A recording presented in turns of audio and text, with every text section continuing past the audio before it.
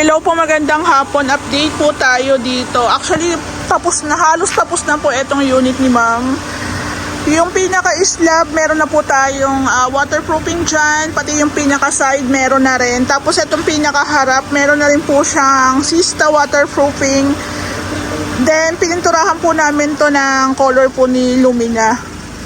Pati rin po dun sa may taas, sa second floor, niretouch din po namin yan. Pero manipis pa. Ito nga po palang side na to. Ayan o.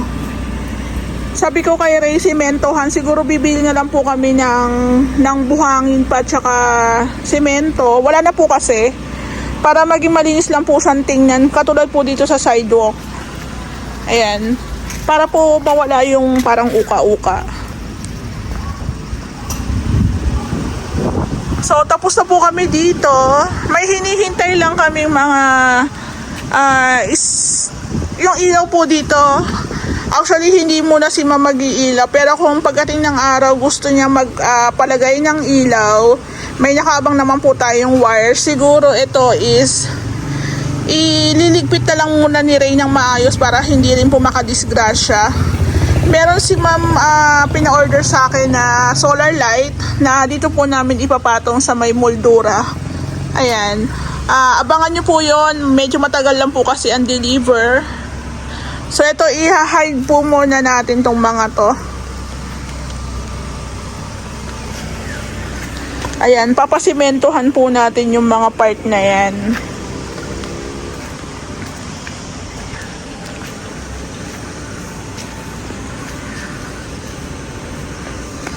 So, pasok po tayo dito sa loob. Yung unit po ni ma'am, hindi ko alam yung exact na sukat. Pero I think mga nasa 60 siguro to. 60 plus po siguro. Tapos, isa pa sa concern ni ma'am, bilihan daw namin siya ng lock na heavy duty. Ayan.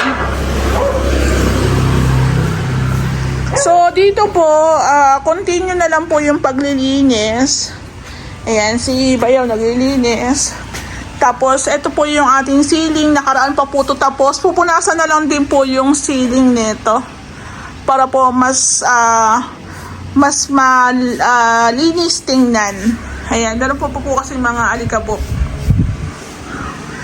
Ito po, pwede ko na po sa inyong i-share kung magkano po inabot. Kasi halos tapos na kami dito eh.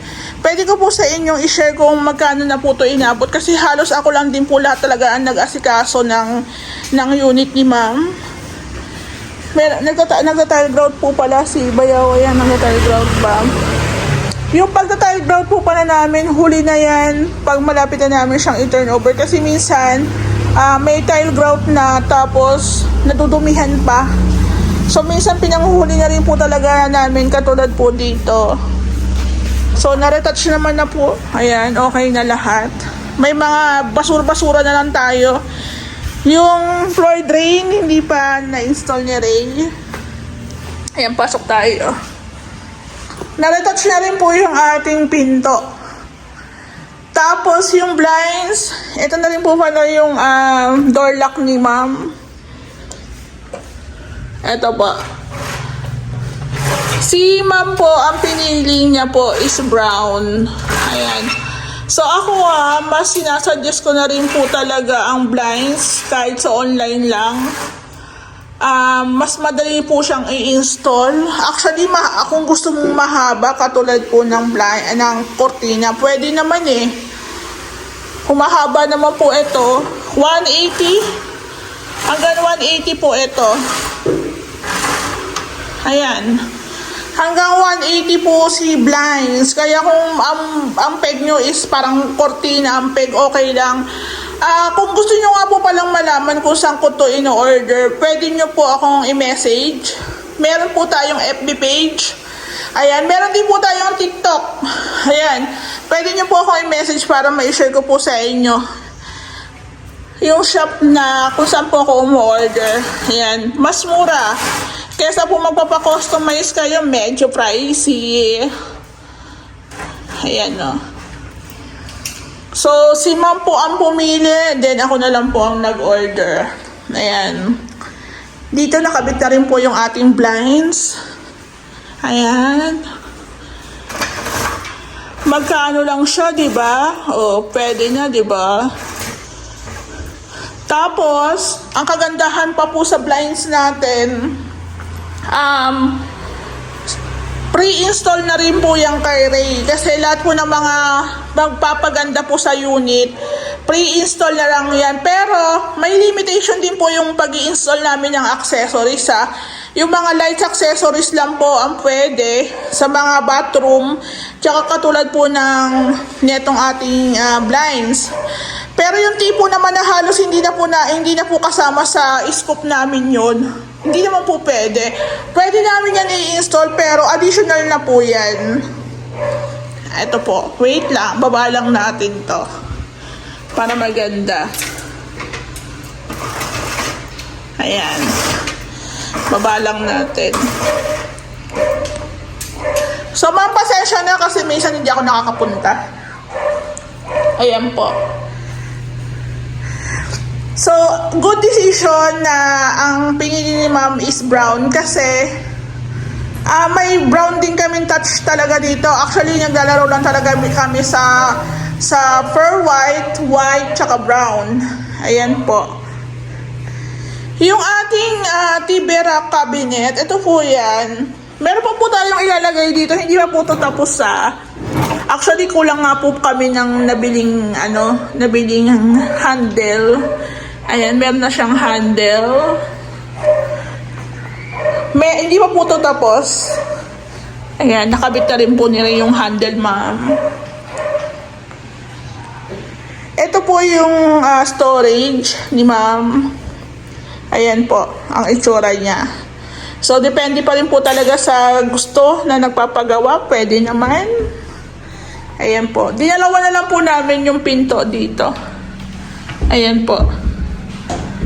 So, ma'am, ito po yung pinaka-discard ni Ray sa ating TV rack cabinet tsaka storage cabinet. Ayan. Okay na.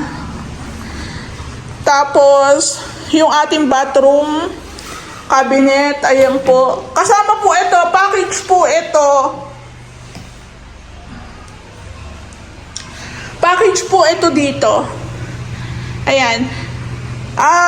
Minsan, nagpapa-previous din kami, pero, ayun nga, marami na rin po kasi kaming kinonsider dito sa unit ni ma'am. Actually, ito po is gawa na dati. May mga nirepair po kami. Ayan. So, dito, may cabinet tayong ginawa. Ayan. Okay na. So, kulang lang po ako ng dalawang handle pa. Ayan. So, dito po meron tayong cove ceiling. Ayan.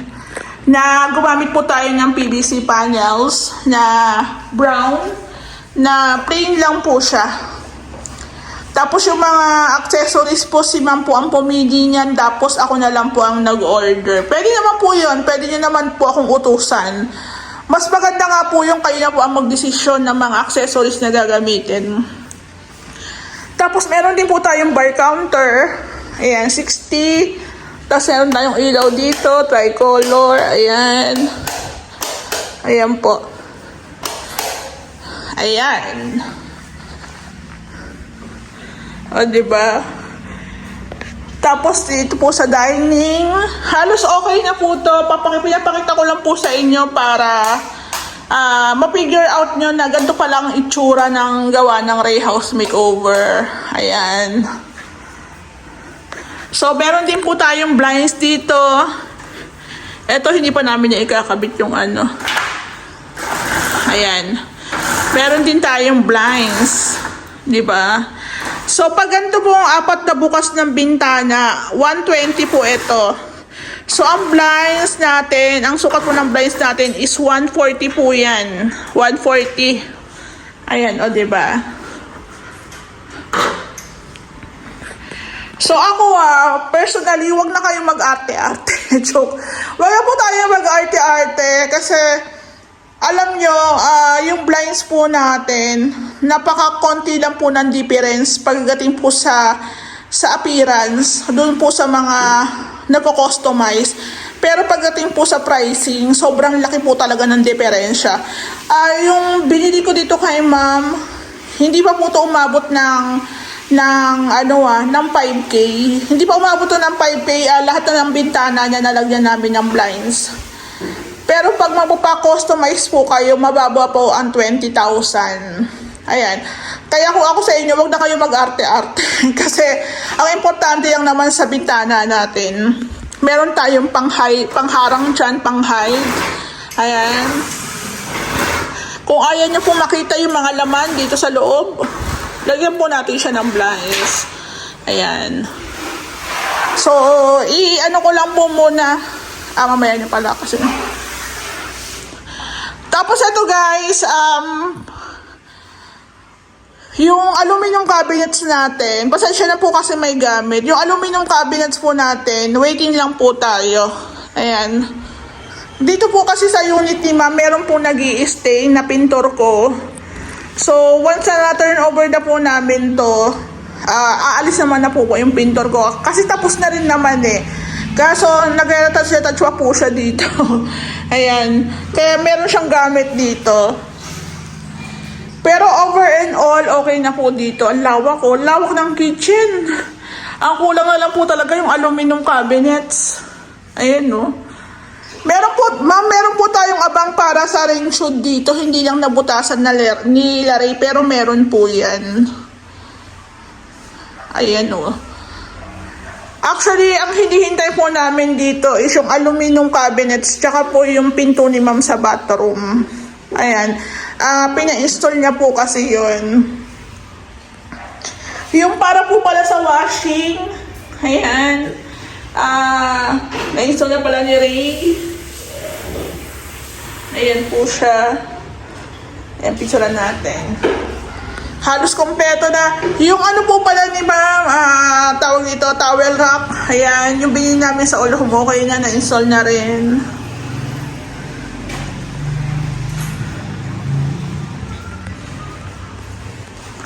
So, meron pa kami mga i-install na hindi pa po na ilagay ni Ray. Ayan. Ito po yung ating ito po yung ilaw dito sa ating Ayan. So, imagine, hindi ko na patandaan kung kailan kami nag-start dito, pero parang tumatakbo na po ata ito ng mga 3 to 4 months. Ang layo po ng itsura, hindi ko lang alam kung na-save ko yung video. Pero, ito po talaga is parang sobrang sad na ng bahay kasi hindi po maayos yung paghagawa. Ay, wow. Ayan o. Oh. Turong partition po tayo dito na mayroon tayong hallway. Ayan. Ito po yung ilaw natin. Tapos yung blinds. Siyempre yung blinds. Importante yan. Ulitin ko lang po pala dun po sa mga maliligaw sa aming channel. Ang may-ari po nito is nag-work sa abroad.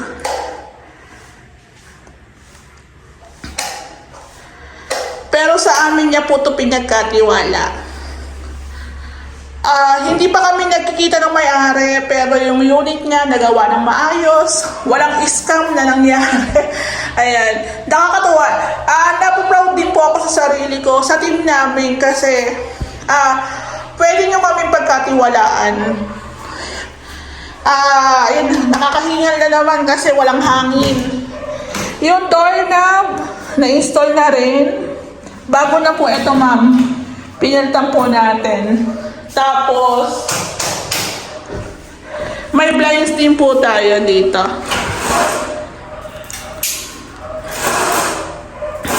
Ayan.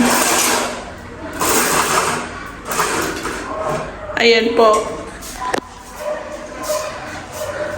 So, yung isang blinds po pala kulang gawa ng nakalimutan pong isend ni seller pero na-order ko na. Ayan. O, diba? Yung ilaw natin, again, si Ma'am din po palang pumili niya. Tapos naka-PVC ceiling panels din po tayo sa taas. Meron lang mga nabakbak na pintura, paparetouch na lang to. So, yun din po sa amin. Kaya rin po ako talaga nagpa-vlog. Para po doon sa mga update. Ayan. Pag ganyan po kasing hindi pa tuyo ang pintura, tapos naano mo na siya, may tendency po talaga dumikit. So, papaayos ko na lang po ito. So, ako po, nagka-final checking po ako niyan. Dito sa kabila, wala. So, nagka-final checking po ako niyan. So, dito, baba natin yung blinds. O, diba? Medyo, kung ang unit ni Ma'am is hindi corner o hindi edlat, hindi siya nagastos ng malaki sa blinds. Kaso, edlat kasi si Ma'am, so marami siyang bintana. Ayan. Ang tawag dito, breaker po ng AC, nilagay na rin ni Ray. Ito pong bintana ni Lumina na mahaba. Mahaba po yan Hindi kayo mag-aalala sa blinds na baka maiksi. Ayan. Ayan po, diba? Oh, diba? Kayang-kaya, abot na abot. Tapos dito po yung malapad na 140. So, yung AC natin, sabi ni Ma'am, takpan mo na daw para hindi pasukin dyan ng mga pusa o kung ano man, ng ibon. Diba? Ang taray. So, malalaman yung blinds galing sa online pag sinabi ko. Pero, pag nakita ng iba, ang ganda, magkano kaya yan? Saan pinagawa, diba? So, again, yung aircon natin, wala pa si Ma'am prepared. So, bali, inabangan lang po muna namin siya. Ganyan po. Ayan, o, diba? So, meron lang tayo mga konting retouching na gagawin. Pero, overall, okay na. Ayan, nagpalit po. Yung pinto ni Ma'am, dati pa po to. Nagpalit lang po tayo ng doorknob. Tapos, sa mga nagtatanong, yung ating baseboard paint, tsaka po yung ating cornisa, pares lang po ng pintura. Ito po, papalitan pa ni Ray yan. O ikakabit po yung takip. Ayan, okay na. Kung makukuha ko po yung picture na ginawa namin to dati, hindi po ganito talaga itsura nito. Parang aayawan nyo na. Ito po isinalo lang po to ni client ko. Pero tingnan nyo naman ang itsura. Ang ganda na. Diba? Ang ganda na. Ganda-ganda. Sobrang ganda na. Ayan.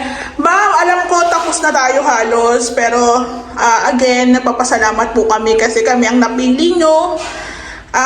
Mahaba yung pasensya nyo sa amin. Wala akong narinig sa may-ari kundi thank you, thank you, thank you. Diba? No worries. Diba? Parang sabi ko nga sa inyo, ang gaan ng vibes namin dito kasi hindi kami nirarush. Kaya dun po sa mga makakapanood po sa amin, hindi naman po ako nag-aarte-arte. Totoo naman po talaga marami kaming projects. Pero kung kami po ang napili yung gagawa sa unit nyo, huwag niyo po kaming madaliin. Kasi, ang renovation is may proseso yan. Hindi po pwedeng sabay-sabay. Hindi po pwedeng may nagpa-partition dito, may nagta-tiles, may nagpipintura. Hindi po pwedeng ganun. Pagkatapos tayo mag-tiles, magsisiling, magpa-partition, tsaka po natin papasukan ng magpipintura. Hindi rin po pwedeng nagpipintura, naglalagay na po tayo ng mga accessories. Hindi po pwedeng ganun. May proseso. Kaya doon po sa mga no ideas na nagpapagawa sa amin, ganun po yung aming diskarte dito sa Ray House Makeover. Kaya kung nagmamadali kayo, sa iba na lang po kayo magpagawa. Pero kasi sa amin, talagang hindi namin minamadali ang mga renovation namin. Kaya nakikita nyo, maganda talagang kinakalabasan. Katulad po dito. Hanapin ko po yung picture o video, yung clip video na nag-uumpisa kami dito na talagang masasabi nyo, ay wow, parang hindi na talaga ito yung dating unit na hinawakan namin doon. Ayan, di ba? Kompleto na halos. Ito nga po pala yung itsura ng labas ng unit ni Mama yan. So bali, okay na po yung ating metal spandrel, tapos yung ilaw niya. Ayan. Meron na lang po mga konting baso-basura, hindi pa nahakot. Ayan po.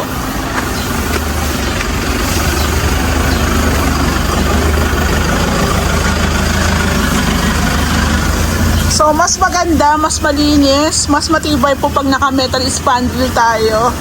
Parang yayamanin na ang peg nito eh.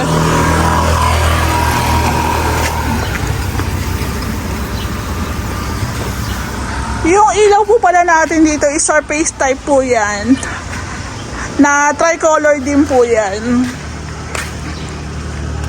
Yan, okay na, ganda na.